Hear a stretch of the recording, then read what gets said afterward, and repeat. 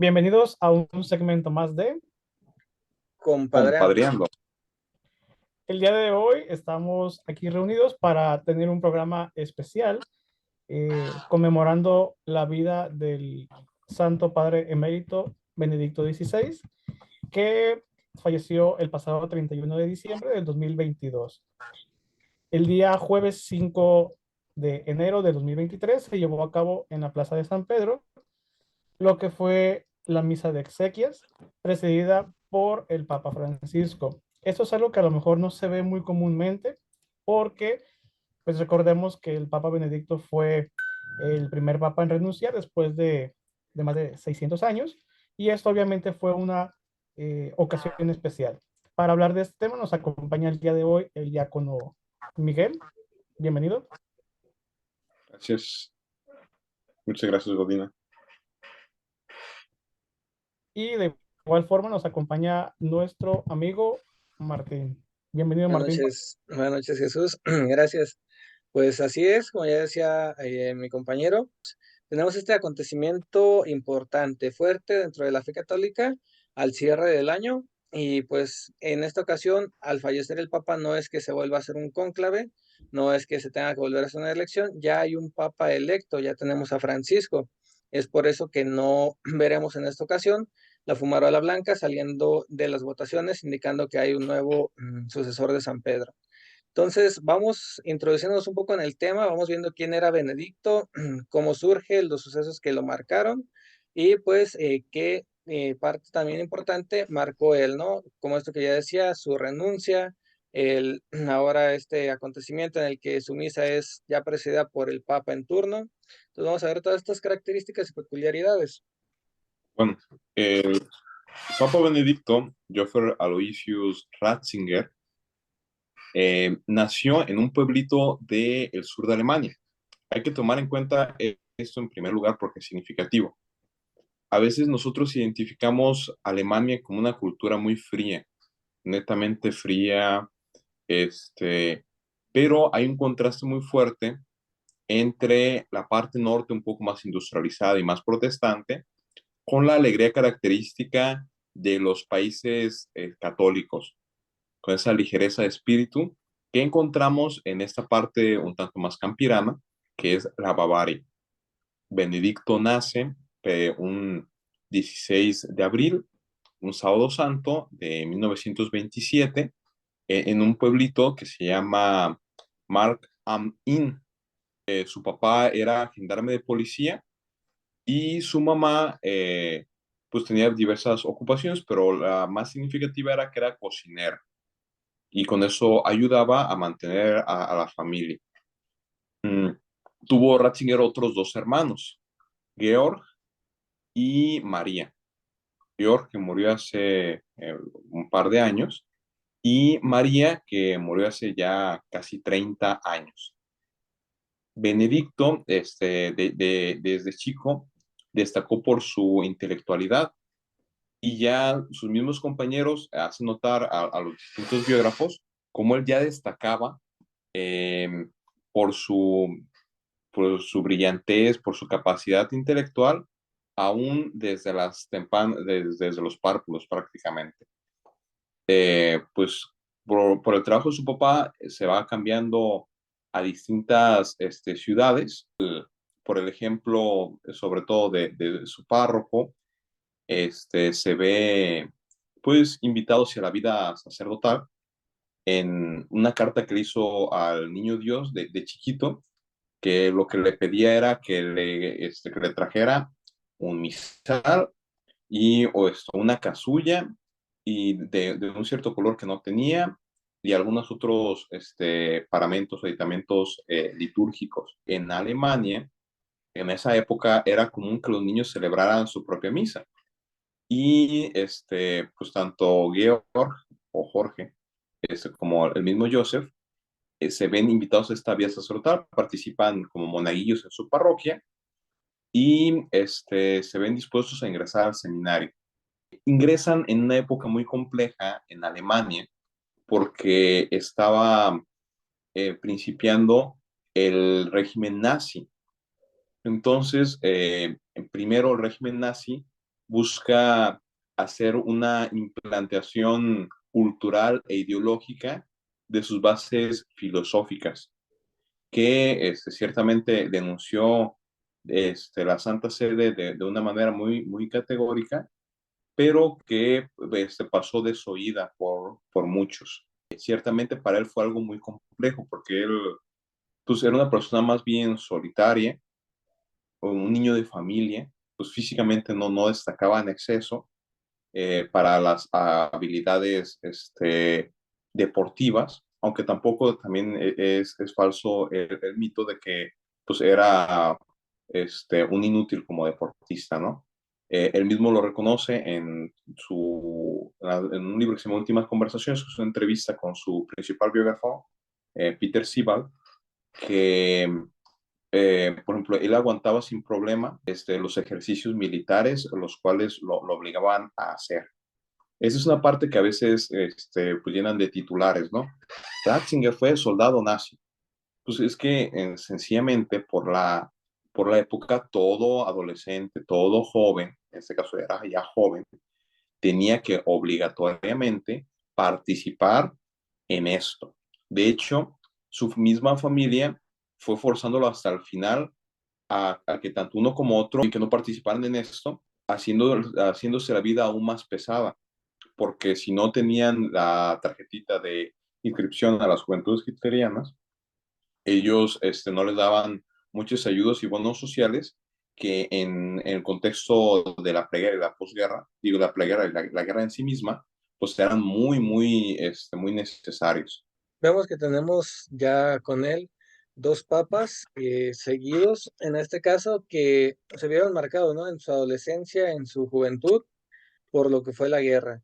Lo que es tanto el papa ya fallecido, Karol Wojtyla, Juan Pablo II, como ahora Joseph Ratzinger. Dos papas en naciones relativamente cercanas que se ven marcadas por este evento, ¿no? Por la guerra. Yo recuerdo, no sé si tú recuerdas también, Godina, que incluso cuando salió la sucesión de Francisco, había un cartelón, ¿no? De las vocaciones que ponía a los dos papas jóvenes y ya posteriormente a Francisco, ¿no? Y era curioso ver cómo también, pues esto que menciona Miguel, estaba Ratzinger y tanto Juan Pablo II con el uniforme, ¿no? De soldados que les tocó ver o pasar por esta experiencia.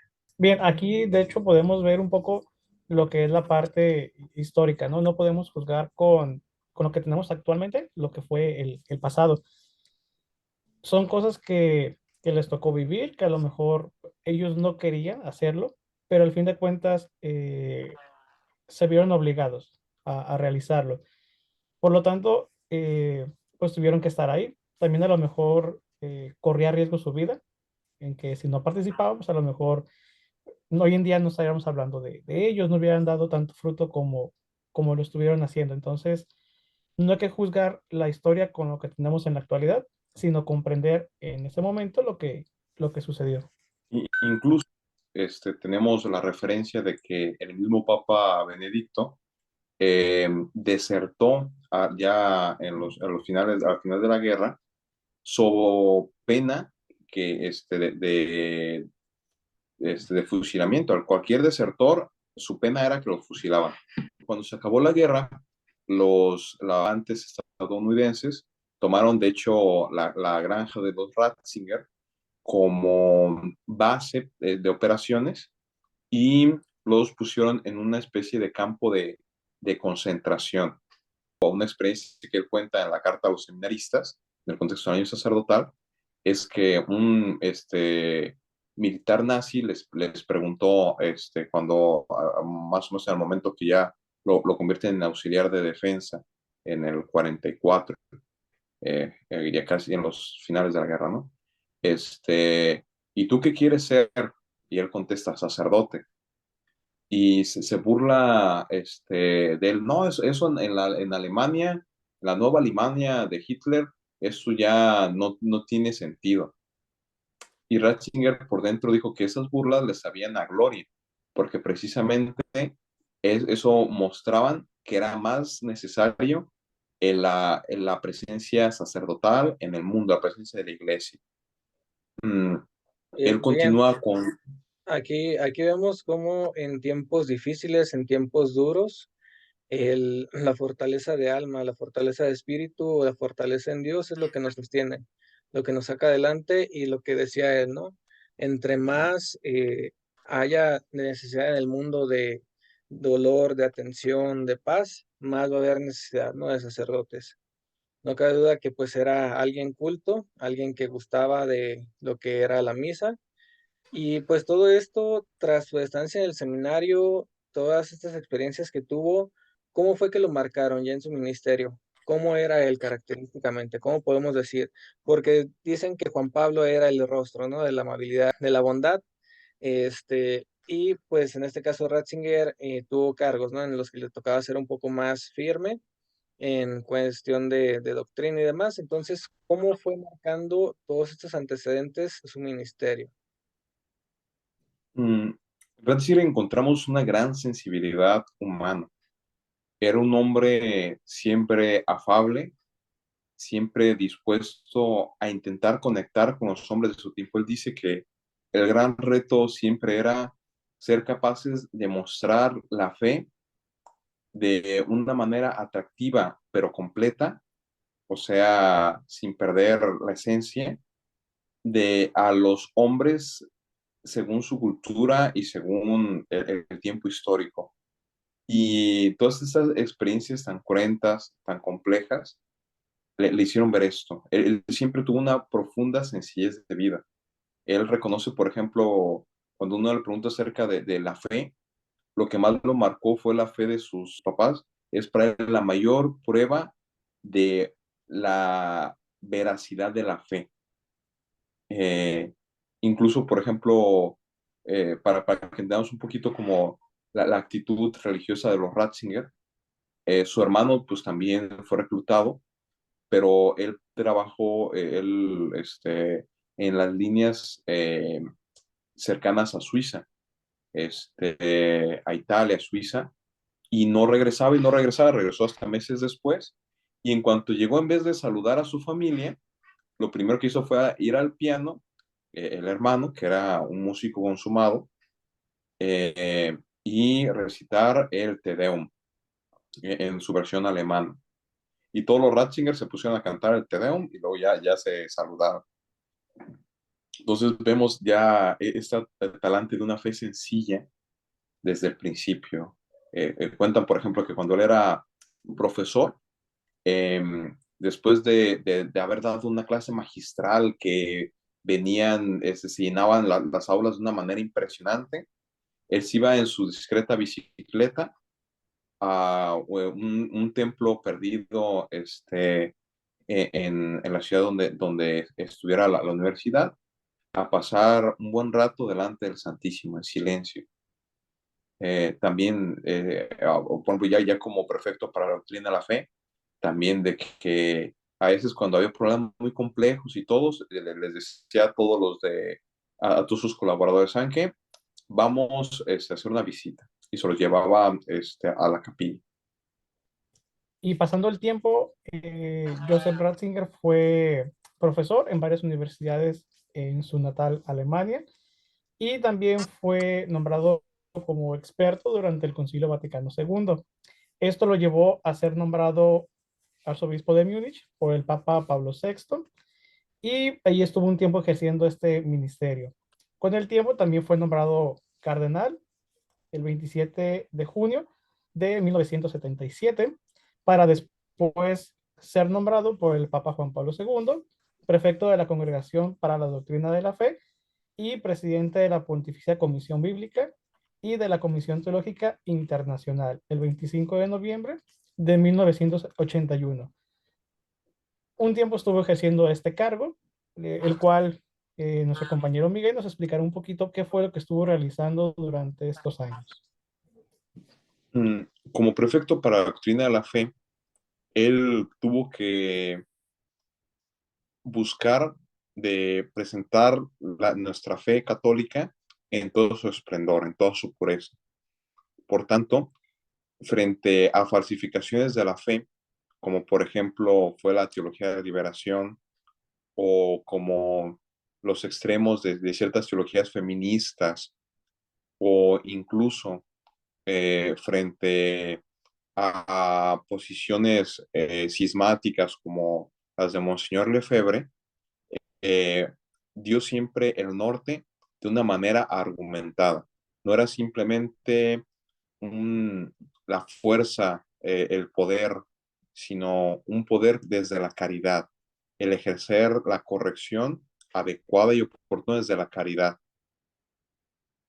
Bien, y pasado el tiempo después de estar ejerciendo este ministerio, también podemos encontrar como una de sus más grandes obras lo que fue el Catecismo de la Iglesia Católica, que actualmente lo podemos encontrar. De hecho, en capítulos pasados lo mencionábamos. Bueno, él fue uno de los grandes eh, protagonistas dentro de esta creación. El catecismo fue precisamente el presidió la comisión que duró prácticamente 6 años.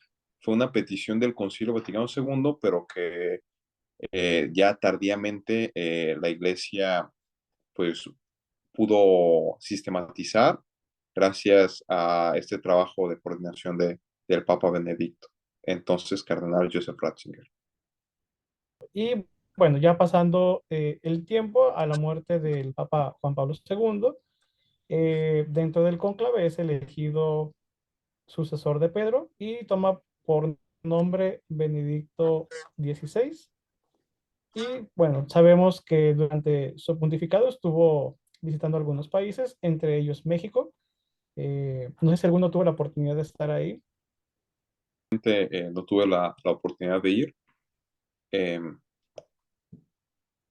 sí me tocó la visita de, por ejemplo, el Papa Francisco en Morelia, pero ya, tristemente el Benedicto. ¿Y por qué al empezar su pontificado Miguel escoge el nombre de Benedicto? ¿Qué es lo que significa? Y mencionabas también el canto del Te Deum. ¿Qué es el Te Deum en sí? ¿Qué significa? ¿Qué representa? ¿Y qué representa el nombre de Benedicto? Hugo.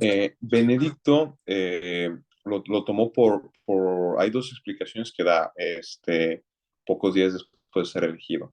La primera es en relación al gran pontificado de su predecesor, de Benedicto XV, pero sobre todo en honor a el que él considera el artífice de la Europa moderna, que es Benito de Nursia. De hecho, los grandes historiadores consideran como inicio, ya como fin de la Edad Media,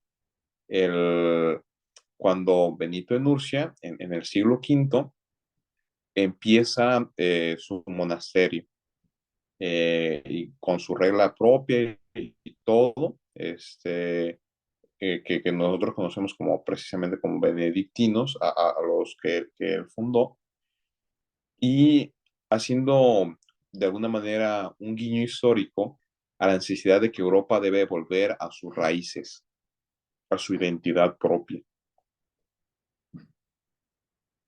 Muy bien, muchas gracias, Miguel. ¿Y cuánto es lo que ya posterior a eso dura su pontificado?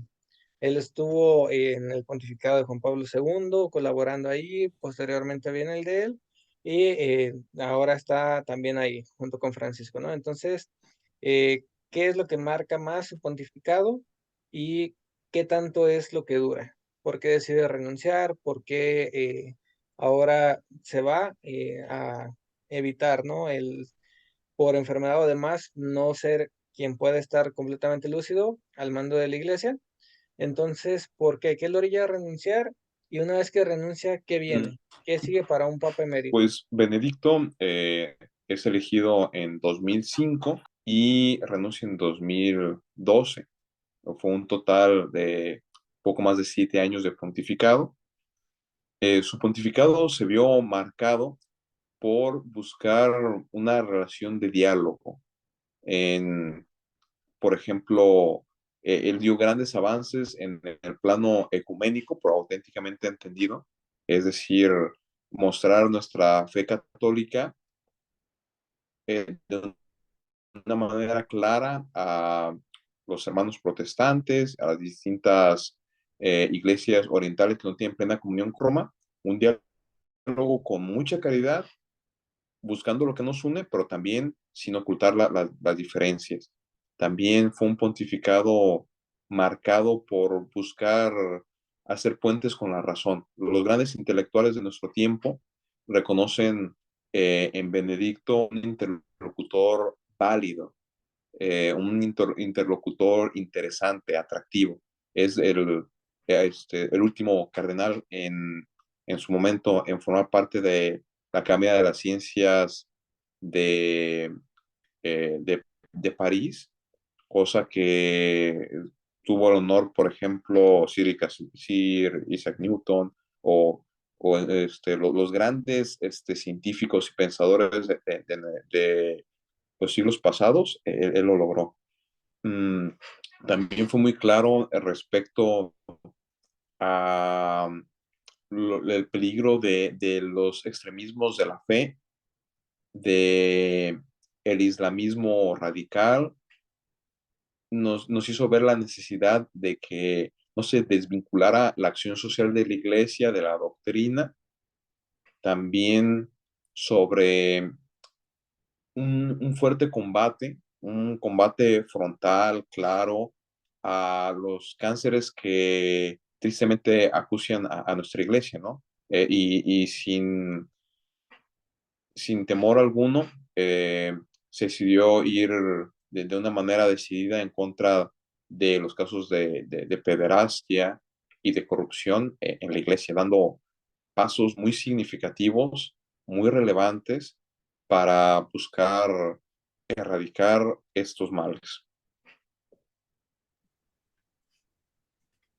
Y pasando un poquito ya más adelante, bueno, sabemos que el Papa Benedicto XVI pues luchó contra todo esto, llevó hacia adelante todo lo que era posible, ¿no? Hacer de su parte para poder contrarrestar quizás estos males. Y bueno, el Papa podemos recordarlo como una persona eh, bastante importante en la historia de la humanidad, ya que era una persona muy sabia, muy preparada, hablaba varios idiomas, sí, no, o sea, no solamente dominaba lo que era el alemán, su lengua nativa, sino que aparte, pues se preparó muy bien y hablaba varias lenguas del mundo moderno, al igual que pues dominaba bien lo que es el latín, ¿no? La lengua oficial de la iglesia. Y también recibió durante su vida pues algunos doctorados honoris causa. Eso nos habla de la relevancia que tuvo durante su vida el Papa Benedicto XVI. Y ahorita que me preguntaron sobre los motivos de la renuncia, él manifiesta que ya no tenía las fuerzas físicas ni espirituales. Él acompañó al Papa San Juan Pablo II en sus últimos años y fue consciente cómo ya precisamente en este contexto, él ya no, pues había cosas que no decidía él mismo, por decirlo de alguna manera. Y que pues hubo personas que pues y fueron controlando algunas situaciones. Inclusive, ahí podemos reconocer otro gran muestra de humildad de Benedicto porque en su momento él era contrario, lo vimos en entrevistas en 2005, a que hubiera una renuncia papal. Y él es capaz en el discernimiento darse cuenta, pues que era lo que Dios le pedía, y tomar esa valiente decisión de, pues, hacerse a un lado, permitir que otro tomara el timón de la barca de la iglesia, de ser, pues, precisamente el vicario de Cristo, el sucesor de Pedro. Y él pasara una vida de oración, de estudio, de reflexión. Y pasando ya a la parte final de la historia del Papa Benedicto, después de su renuncia, pasó a formar como el obispo emérito de Roma y al mismo tiempo como el Papa emérito. Pero quizás muchas personas se preguntan cuál era su función como tal. Miguel, ¿nos puedes ayudar un poquito a saber cuál es la función del Papa emérito? Como él mismo lo declaró cuando fue su renuncia, él se iba a dedicar una vida de oración y de estudio. aunque de estudio él mismo reconocía que ya, dadas la limitante de sus fuerzas, pues ya no podía hacerlo con el tesón de antes. Aún así, nos regaló algunos documentos, algunas cartas, algunas reflexiones muy interesantes, pero más allá de eso, pues él se retiró al monasterio Mater Ecclesiae, Madre de la Iglesia, en el mismo seno del Vaticano, en los jardines vaticanos, que junto con su secretario privado, Monseñor Georg Genswein, y un grupo de religiosas, las Memorias Domini, eh, pues se dedicaron precisamente como una especie de vida contemplativa para pedir por la iglesia. No tuvo funciones ya de gobierno. Hubo quien quiso contraponerlo de manera muy, pues, vil en contra del Papa Francisco, pero él siempre fue muy prudente y aunque ciertamente nosotros, si conocemos el pensamiento de Benedicto, nos damos cuenta que varias decisiones quizá no las hubiera compartido, que tomó el Papa Francisco, él siempre respetó su autoridad en todo momento y rápidamente buscaba que las personas que buscaban, pues de alguna manera criticar al Papa Francisco o causar división en la iglesia, que no lo hiciesen. Y como mencionamos al principio, el Papa Benedicto XVI fallece el 31 de diciembre de 2022 y el día jueves 5 de enero de 2023 se llevó a cabo lo que es las misas de exequias. Mencionábamos que es algo extraño, por así decirlo, en la historia de la iglesia, ya que no es común que un papa pues celebre o presida la Eucaristía de exequias de su antecesor. Vamos a hablar de algunos datos curiosos que pudimos observar dentro de estos días, desde su fallecimiento hasta el día que se llevó la ceremonia, sobre este ritual que se lleva a cabo para poder ser despedido el, el Papa emérito. En este caso, bueno, el día se llevó a cabo en Roma a las 9:30 horas locales, que fue 2:30 de la mañana de México, y sus restos estaban revestidos con una casulla roja. Esto ya no lo pudimos ver el día de hoy porque ya estaba dentro del féretro, pero en días anteriores que fue venerado, pues pudimos observarlo. Esa casulla la utilizó en la Jornada Mundial de la Juventud en Sydney en el 2008. De acuerdo al ceremonial de los obispos, cuando fallece un obispo, se le ponen los palios que utilizó durante su vida. En el caso del Papa Benedicto fueron 3 palios distintos, uno como arzobispo de Múnich, otro como el decano del Colegio Cardenalicio y el tercero y último como obispo de Roma. También, bueno, pudimos ver que fue introducido junto con el féretro una bolsa de monedas acuñadas que se hicieron durante el pontificado del Papa Benedicto.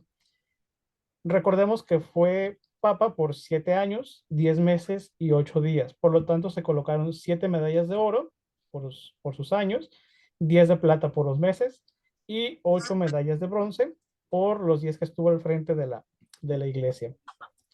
Asimismo, en el féretro se introdujo un tubo donde encontramos un documento donde se narra la vida del quien fue pontífice y está sellado con el sello del oficio de celebraciones.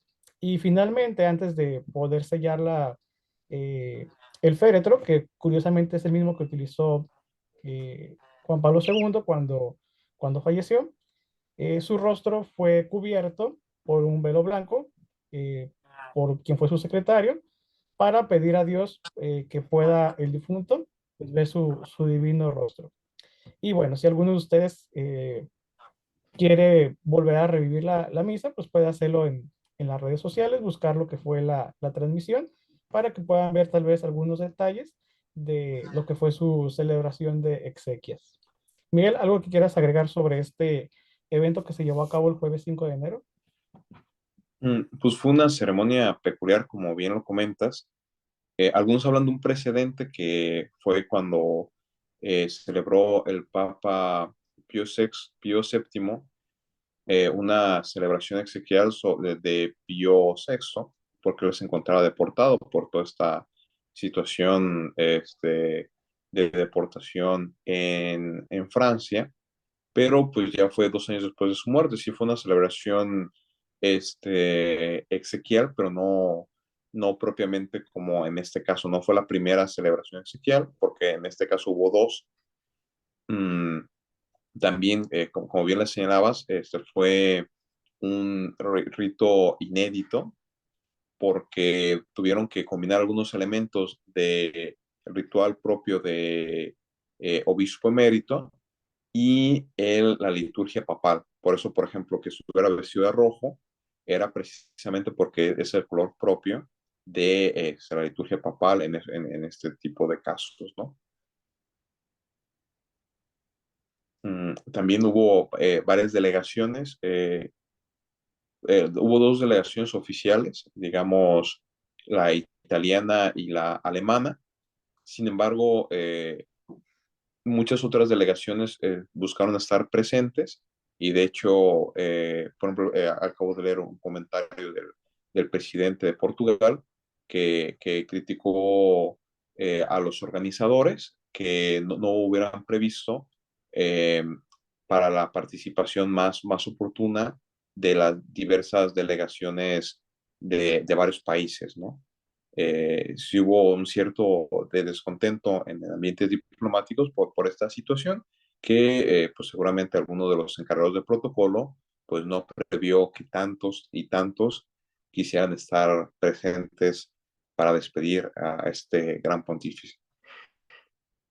Así es, pues tenemos ahí un gran ser humano, un gran pontífice, un gran ejemplo y modelo a seguir. Y la gente como él deja muchas enseñanzas en vida, pero también al momento de fallecer nos sigue dando varios aprendizajes. En este caso, pues vemos cómo nace, crece en una comunidad bastante católica, sobre todo su nacimiento, vemos, le toca experimentar un tiempo duro, un tiempo difícil, posteriormente al atravesar la Segunda Guerra Mundial. Sin embargo, él se mantiene firme en sus convicciones y es algo que podríamos rescatar, ¿no? Siempre, a pesar de lo que diga el mundo, a pesar de lo que digan los demás, siempre hay que estar en la verdad, hay que permanecer en la verdad. Un hombre culto, un hombre sabio, maestro, en varias instituciones, en varias universidades, y nos enseña a eso, ¿no? A compartir siempre todo lo que sepamos. Y que el conocimiento no se encuentra peleado con la fe, como muchas veces nos lo dicen. Al contrario, el conocimiento nos acerca más a Dios. Posterior a eso, pues lo vemos en el pontificado. Es pues largo, sin embargo, también una vez que renuncia, permanece ahí, ¿no? Vigilante, cuidando de todas maneras en su función de pastor lo que es la iglesia, ¿no? Que en su momento le fue encomendado o que él estuvo a cargo. Y pues siempre, ¿no? También el de reconocer como personas hasta dónde llegan los límites, creo que ese sería un aprendizaje más. Él sabe que o no se siente ya listo para poder seguir al frente y reconoce, ¿no? Su condición y reconoce que necesita ayuda. A veces nosotros creemos que lo podemos todo, se nos hace creer que lo podemos todo y no somos capaces de hacernos a un lado para el beneficio de los demás, ¿no? Sino por buscar el beneficio propio y él supo, escuchando la voz de Dios, que era momento, ¿no? De seguir vigilando, pero ya no seguir al frente.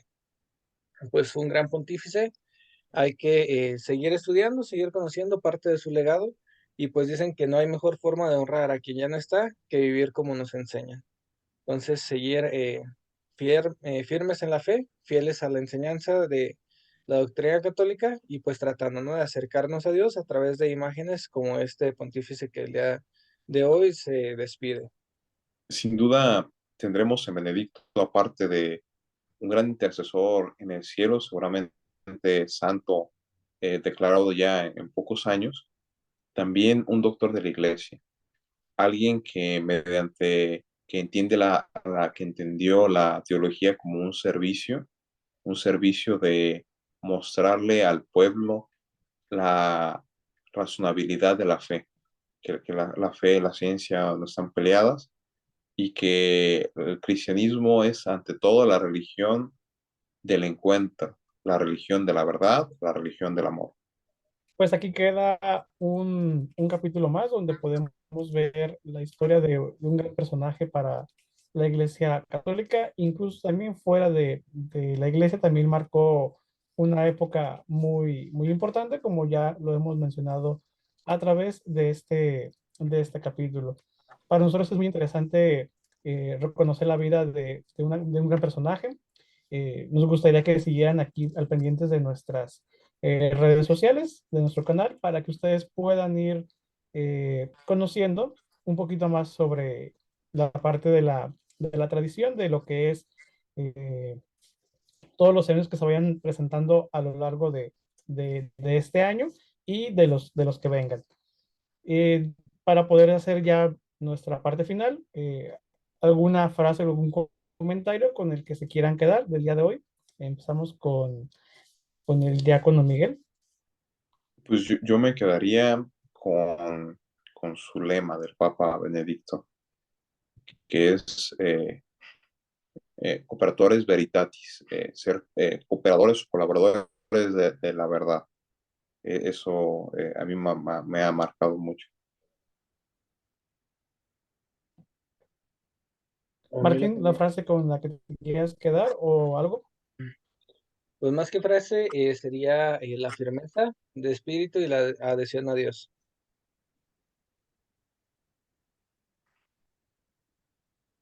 Muy bien, yo me quedo con la idea de seguir orando por la iglesia, así como lo hizo en su retiro el Papa Benedicto XVI. Bueno, pues muchas gracias y nos vemos en la próxima entrega de su programa, Compadreando. Compadriendo. donde todo a Jesús por María. Y toda María para Jesús. Damos ya para Jesús.